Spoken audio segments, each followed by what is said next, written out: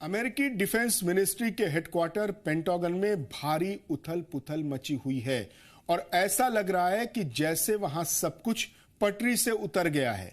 US navy secretary John fallen को जबरन इस्तीफा दिलवाया गया है। ये ताजा खबर है।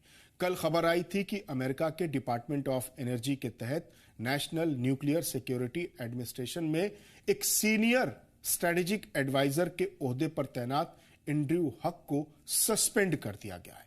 एंड्रयू हक पर इल्जाम था कि उन्होंने डिपार्टमेंट के कुछ न्यूक्लियर सीक्रेट्स, टेक्निकल रिपोर्ट्स और खुफिया डेटा को लीक किया है। आपको बता दें कि एंड्रयू हक ने ईरान के मिनाब स्कूल पर हमले को लेकर सवाल खड़े किए थे।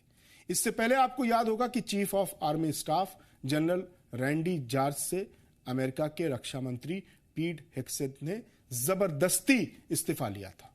उनके साथ साथ कुछ और टॉप मिलिट्री कमांडर्स पर भी गाज गिरी थी। आपको याद होगा कि ट्रंप ने पीट हेग्सेथ पर खुद ही सवाल उठाते हुए कहा था कि आप ही वो पहले शख्स थे जिसने ईरान पर हमला करने की जोरदार हिमायत की थी। यानी चले थे ईरान में रिजीम चेंज करने, यहां खुद ही पर बनाई तख्ता पलट की नौबत आ गई।